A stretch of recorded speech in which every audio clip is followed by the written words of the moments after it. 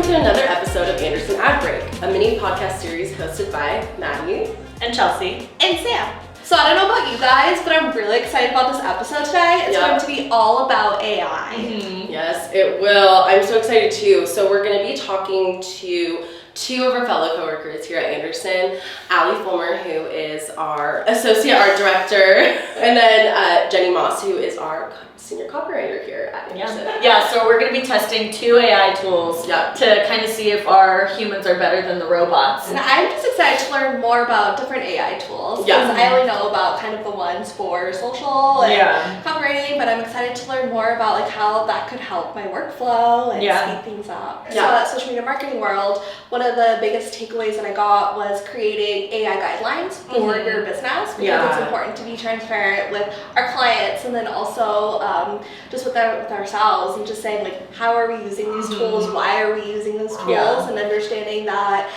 you still need that human element. Yeah, absolutely. I agree. All right, Sam, thanks. We'll see you in a little bit. Have fun talking with Jenny. We now have our first guest here with us, Jenny Moss. Woo! Yay! Hooray! How's it going? It's going well. How are you guys? Good. Doing good. How long have you been at Anderson? It'll be 6 years coming up this summer. Yeah. What was one of your first clients you worked on here at Anderson? I worked on Phoenix Children's Hospital pretty early on. In fact, I worked on Phoenix Children's Hospital before I started here in a more permanent capacity. So I worked with PCH. There were a few other clients back then.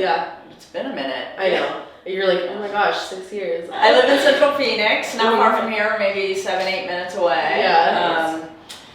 I've been in Phoenix since 1999, and I grew up in Seattle, Pacific Northwest. Oh, love Seattle. And got sick of the weather, so relocated to sunny Phoenix. I came down for spring training one year, and I was like, this is magic. I need to live here where the sun shines. And the rest is history, so. That's awesome. Nice. All right, well, do you want to get some rapid fire questions? Let's get into some rapid fire questions. Just some get to know you questions, just to be like, get to know a little bit more about who Jenny is. Yes. So, Maddie, you start. Okay. Favorite advertising campaign of all time? Go. Bud Light, it was a radio campaign. Bud Light, it might have been TV too, but Bud Light Real Men of Genius. It was hysterical. Look it up, kids. Wait, I can hear it in my head. I'm like, I want it to like flash on the screen. That's my favorite. That's it. Yes. That's it. I don't remember that one. I need to look at that. What is your favorite song? My favorite song? Oh man, I don't think anyone's ever asked me that. I'm gonna go with just about anything by George Michael. Like throw it. Let's go with Freedom 90. All right. Favorite movie. My favorite movie is kind of obscure and most people haven't seen it, but it is called LA Confidential. And it's sort of back in the day, Kevin Spacey. Maybe Carson's seen it. It was like Russell Crowe's first kind of big breakout film. Like nobody had ever heard of him, including me at the time. And it's a very like set in 1950s LA kind of dirty cop drama thing. It's very. I tried to read the book and literally couldn't get through it because the book was so like detailed and intricate. I was like, no, I'm just gonna stick with the movie. Like, the movie's hard enough to follow. Oh, I'll have to watch it. Yeah, it's good. All right, and then what is your favorite band? Does it have to be a band? Can it just be an artist? Yes, it can be an artist. Elton John. Oh, okay. All right. All right. Thank you so much for answering our questions. So this episode is about AI. So we're going to kind of just talk to you about how you use AI or how you don't use it or why or all of the things in your career as a copywriter. So we're going to just kind of ask you some really hard-hitting questions, okay? Yeah. I'll have one semi-serious answer. Okay, perfect. So what are your initial thoughts on AI in general? When I first heard of it was a while ago, yesterday, I thought, wow, that's interesting. And at first was a little bit scared. Like, okay, well, that sounds like the kind of thing that might take over what I do for a living. But then as I started using it, it was very, very quickly apparent that that isn't happening. at least not in the capacity for what my role is. Yeah. So yeah, I actually have a love relationship with it now. Love. Really? Because I find it very cool. helpful, but I also find that the things that it can't do are the things that I can do. Yeah. So I feel good about myself. So it kind of works. You kind of like the strengths and weaknesses. You can kind of like match because what it's strengthening, Exactly. maybe you have like more of a weakness in, and vice versa. So yes. yeah, I love That's that. So can you kind of walk us through the process of how you use AI for copywriting? You can talk about a specific project or make up a fake one, just whatever is easiest for you. I find that it's very helpful for me. So as a writer, I write copy for a lot of different clients across a lot of different industries, right? So every one of our clients is a subject matter expert in that industry. But my job is to write as if I am, because I am the voice for our clients, and they need to come across as the experts that they are. So if I put in the topic, I'll say, tell me a little bit about planning a budget when you're right out of college, for instance, for a financial client. I'm not right out of college. I'm not planning a budget for myself. How am I going to know these things? And it'll give me a really good high-level overview, and I can take those things, and when I start writing, I know that at least I'm on the right track. I'm using the right buzzwords. I'm not going to go way off.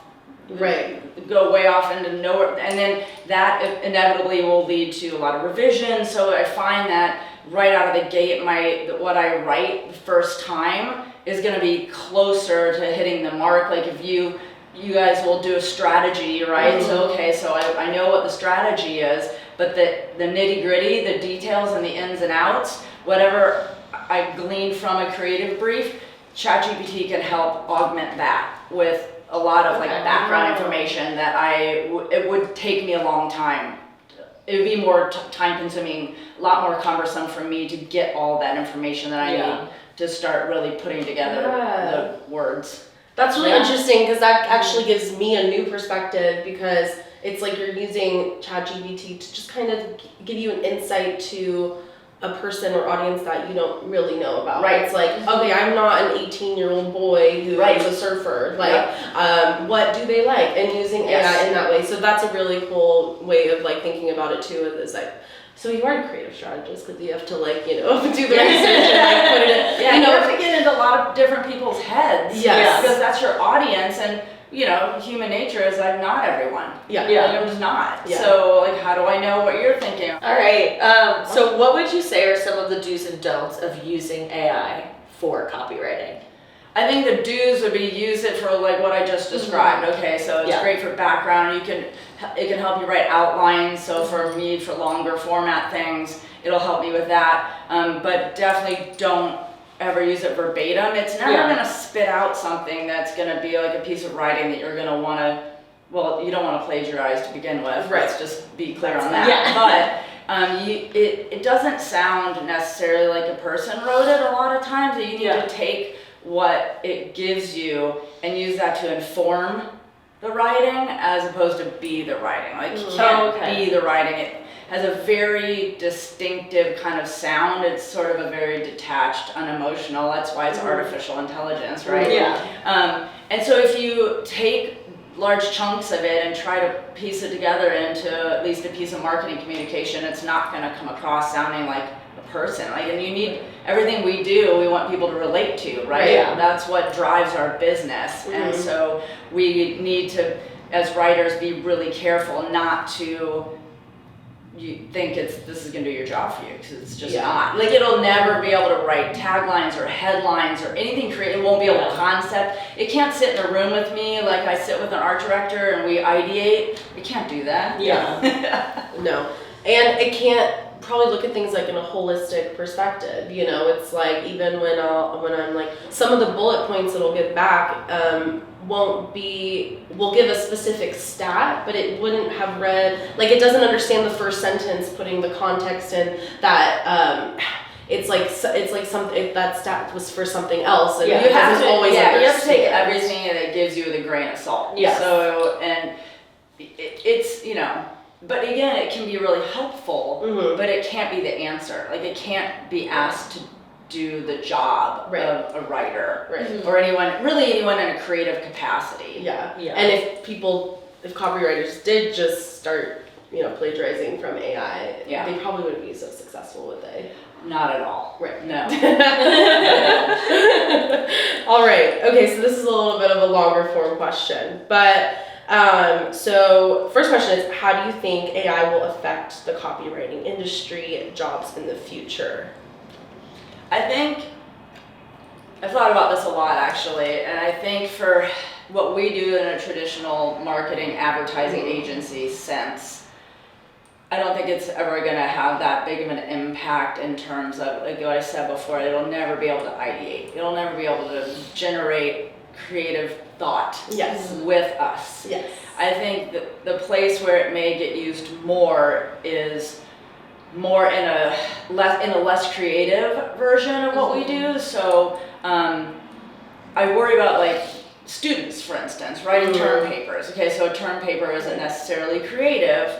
It just needs to be very factual and very straightforward. I think there will be uses in that, like, okay, so like industries that aren't creative at all, so let's just say HR. HR, it could be used to write like HR policies. I see like jobs like that being more threatened because it's less of a creative focus in those jobs. It's more of a very kind of linear, like we need to make rules, we need to make regulations. Lawyers, watch out. I mean, it can already write legal contracts. You can't. That's crazy. Well, I mean, it's good at that, right? We were talking about strengths and weaknesses. Obviously, one of the strengths is it being able to be very analytical and straight to the point. Yes. So then that's where maybe like art as humans, we want to be more like fluffy and like talk about like other stuff. Like people's writing skills might be affected at some point too. Like that's a whole other thing. Oh, I feel certain that they will. I feel like a lot of the artificial intelligence stops people from actually having to learn. Yeah. So now it's time to see the test the robots. Test the robot itself. Okay, so we're gonna show Jenny a couple prompts, and we're gonna try to make her guess if it was written by a human, like Sam, our social media manager, or AI. Okay, so the first one is reunited and it feels like magic. After what felt like a lifetime, Mom's finally back from Disneyland, and I couldn't be happier. And the second one is the happiest place on earth is at home with my mom. Want me to guess? Yeah. Guess. Okay. First of all, the first one, anything with that many emojis in it is AI. The other one is a human. Yes. So this was supposed to be an Instagram caption for our VP's dog, Ollie. Yes. Okay, yeah, that makes sense. Yeah. And that just kind of goes to show that sometimes it does too much, and it doesn't sound like a human. Unless you were maybe a little cringe of a human. Yeah. So the next prompt is the team went on a company outing to a spring training game for the Rockies versus Rangers. Write a caption for the Anderson social. Okay. All right. So the first one is, we stepped out of the office and into the ballpark for sunshine, hot dogs, and some baseball.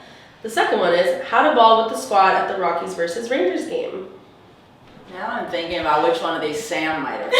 I know. Sam's voice. Okay.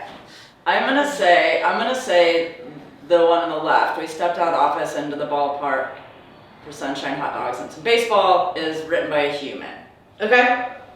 But I don't know. And that one's closer. Yeah, that was it. Right? That was actually what was posted. This was tricky because of the emojis, we were like, maybe too many. When we entered that into ChatGPT, this one gave me like 6 hashtags. So it looked a lot longer at first. That was our little game. That was You got 100% correct. Yes, you did. I will ask ChatGPT to summarize this experience for me later. I can post it on my socials with tons of hashtags. Well, thank you so much, Jenny, for joining us today and playing this game and answering all of our questions. We had so much fun. It was fun. I hope you had fun too. Yeah, I had a great time. And we are so excited to now introduce our next guest, Allie Fulmer. Are we ready to get started with a couple quick rapid fire questions? Yeah, let's do it. Awesome. All right, so can you tell us a little bit about who Allie Fulmer is? Yeah, so I I've been working here for 4 years now, a little over that, and moved to Denver about a year ago. So been doing a lot of stuff outside and all the things. That's awesome. And what is your favorite restaurant in Arizona? Arizona, definitely between like Sienna Agaves for like some good Mexican food, which Denver does not have. And then Steak 44 for something like nicer. There you go. And what about Denver? So many breweries, honestly. Prost Brewery is like down the street from our house, and we really love it. So, what is your favorite advertising campaign? So this one's tricky because there's so many good ones. I feel like one that I remember I can first remember like noticing ad campaigns was the Apple like iPod campaign with the silhouettes. Yes, I remember that. Yes. Which honestly was a little bit of inspiration for the Harkins Cup, but it's just like a fun campaign. It's something that's like super iconic to Apple and honestly just anything Apple. And what is your favorite hobby? I know we kind of already talked about that a little bit. Yeah, definitely anything outside. Love to go hiking. Our dogs love to go hiking, so it's always fun to bring them along and just explore different outside things, especially now that we're in Colorado. There's no shortage of good hikes there. All right, now that we got those questions out of the way, we're now going to ask you a little bit more questions about AI. Are you ready for them? Let's go. All right. So what are your thoughts on AI in the workplace?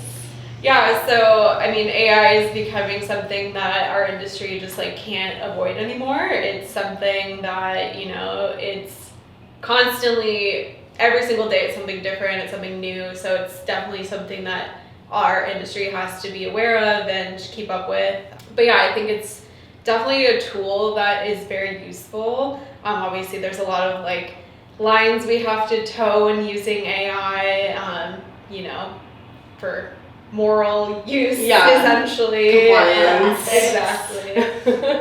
But yeah, it's definitely a good tool, and I think it helps with streamlining process and, making things go a lot faster for a little bit more of the mundane tasks. Right. Definitely. So it definitely helps with like the workflow aspect and not so much just telling AI to do something and expecting that to be the final product. Correct, yes. Yeah. So with that being said, what are some of your, as a professional, like what are the tools you use? What are some of your favorite ones? Some that maybe you learned at like Adobe Max and stuff like that? Yeah, so all of the Adobe programs honestly like integrated pretty well, where it's just an extra feature in a lot of the programs, so you can create something completely new by typing in a prompt. You can use it in Photoshop to like fill in the gaps if you're like expanding a photo. So it's definitely there's a lot of different uses for it, but I do think for like the stuff that would take hours for a creative to do, AI can do in a matter of seconds. And so crazy. You're like, oh. So yeah, it definitely helps streamline and all that. I would say like in a lot of our recon and research we did in preparation for this, we noticed that brainstorming is probably like the number one use that marketers use, like to use AI. They use it for like brainstorming and stuff, just because like we're gonna get into, I mean, AI is definitely not perfect, as you know, so it's definitely an accessory tool, not so much the tool for like the final product and everything. So I think that's also an interesting thing, and for a lot of people out there who are like, AI is so scary and like what's gonna happen with it, I think that can kind of, hopefully this interview with you will help people realize like it's not something to be scared of. This is just an actual really helpful tool that will help you create cooler things, Yeah, and the cool thing too that they touched on in a lot of like the conferences that we had gone to is that it also puts like our clients in the driver's seat a little bit more too, because it gives them the power to actually put a visual to what they're trying to verbalize. Right. So it definitely is a good starting point for us. Another question for you. How do you keep up to date with all the new latest trends in the AI space? So like, do you, research on, do you like put away time to like look into AI? Do you just do it while you're working? Like, what kind of do you do to stay up to date? Yeah, so I mean, I feel like most of it, because we're constantly working in Adobe, and they're really good about updating and pointing out features that have updated, or like, hey, try this, or like, here's a new tool. So it's just like being aware, and also just like setting aside that time when we are concepting, or like if we have extra time to kind of play around with it, because it's different every day. Right. Yeah, literally. It's always changing. You would know that for sure. Yeah, well, just because I was at social media marketing world, and most of those sessions were also about AI too, and just looking at the difference just in the last like year or two, and how far it's come in such a short amount of time, and trying to keep up with all of that. Then that kind of leads me to my next question. So as someone who is just getting into graphic design, what entry-level tools would you recommend for them to experiment for AI? Yeah, I know there's so many out there, visual, copy, all of that. A lot of them are just like AI powered, if that makes sense. So it's not necessarily like it can still pull images from real life, but it will also like kind of fill in the gaps through AI. But yeah, I would just say like set aside time, especially within the Adobe programs, because I mean, if you're a designer, you should be using the Adobe programs at least, like, like playing around with it. But yeah, definitely don't be afraid to like try, the prompts, or like try the different features, and it does get easier, or like knowing what to ask AI to do for you too. So it's just a trial and error for sure. That makes sense. All right, Allie, do you see AI in everyone's future? I do. I think it's something that's completely unavoidable. It's just trying to incorporate it as much as possible to make our jobs easier. Understanding it and how it applies to different roles, I think, is really important too, just so we can like teach each other how to use AI to make our lives easier. Yeah, and I think like agencies, and for people, or just anyone in their creative fields, like shouldn't be like scared of it, and should be able to talk about how they use AI and everything, because it is in everyone's future. I mean, it's not going away anytime soon. No. You guys have both been to like super big conferences in the past couple months, and it's all everyone's future. Oh yeah, saving so much time. That's a huge bonus. And like knowing that humans are still touching the work that you like are putting out. It's not just a computerized generated thing. Humans have to actually make adjustments, because AI is not perfect. Exactly. Just wanted to repeat that for everyone. Okay, now for this next segment, we're going to ask AI to recreate some of the projects that you've already done, and then you can just tell us what you love about it or what you hate about it. Okay, let's do it. Okay, so for this first one, we're using a software called Copilot, which is kind of like a Microsoft like AI image generator, and we're putting in this prompt to ask it to create a beer ad that incorporates the Arizona landscape with the headline, "Welcome to Arizona," just like the Husk one you did, at the top, in vertical orientation with the beer can in front and center. So this prompt is like very specific, trying to get to what the final product is, and we'll compare and contrast and see how close it really gets. Yeah, and Copilot is a free app, correct? So it's definitely something more accessible for like clients, or people who aren't necessarily in the creative field, that don't have access to Adobe. So it's like a good way to just kind of, spark some ideas. And this is also powered by Dolly, which is integrated into ChatGPT, but it's only integrated in the paid version. All right, so it gave us some images. Okay. These are pretty, if you want to compare it to the ad that you've already made. Yeah, so like right off the bat, I think it did a really good job of just, getting what the prompt asked for. Some of the examples spelled Arizona wrong, which to me is surprising, because we typed it in for it. Or welcome, it has 2 C's, so clearly that's not how you spell that. So there's definitely some flaws with some of these generated images. So I'm curious to know like why some of them are correctly spelled, or like more closer to the prompt, and other ones are a little bit grabbing for straws. Like that one says. But some of them, this one's like this missing one, an like eye. the welcome, it doesn't, like there's like a random for the M, that's not an M. It looks like kind of like a small infinity sign. Yeah, so I mean, it definitely pulled pieces of the prompt and delivered it pretty well. Is there but yeah, there's definitely, but I think this is a good instance of like what we would use for concepting. in the early phases, if we want to just kind of type to see what a prompt could look like, it's good to start here and then kind of build it ourselves.